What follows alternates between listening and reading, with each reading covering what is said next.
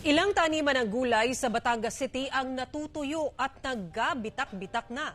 May ulat si Denise Abante ng GMA Regional TV Balitang Southern Tagalog.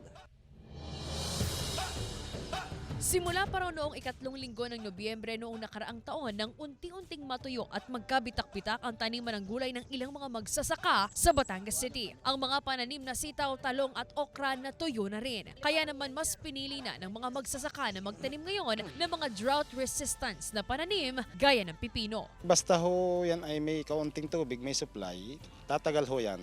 Di ang sabi ko nga ay hindi siya dadami. Kumbaga ay regular na meron. Pagsabit nitong mga Mayo, June, July, nadyan po ang maraming pananim. Ayon sa Batangas City Agriculture Office, wala pang naiuulat na bilang ng mga barangay na apektado ng tagtuyot. Pero nakahanda raw ang kanilang pamunuan na tumugon sa pangangailangan ng mga magsasaka sakaling hindi makapagtanim ng marami dahil sa posibleng epekto ng tagtuyot. Meron po tayo ginagawa tulad po ng mga food processing, paggagawa ng mga woodcraft, pagluluto. Nagkabitak-bitak na rin ang ilang palayan sa Isabela dahil sa mainit na panahon. Natutuyo na ang ilang irigasyon dahil sa kawalan ng tubig ulan.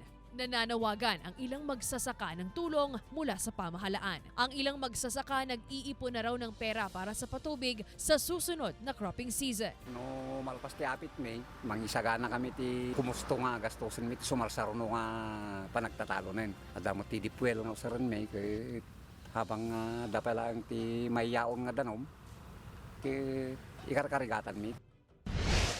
Nakakapasong init ng panahon ang nararanasan. Paliwanag ng Pag-asa Zamboanga, nararanasan na sa syudad ang tinatawag na strong El Nino condition kung saan nasa above normal level na ang temperatura. Dagdag ng Pag-asa, titindi pa ang init ng panahon pagsapit ng buwan ng Marso ngayong taon. Mula sa GMA Regional TV, Balitang Southern Tagalog, Denise Abante. Nagbabalita para sa GMA Integrated News.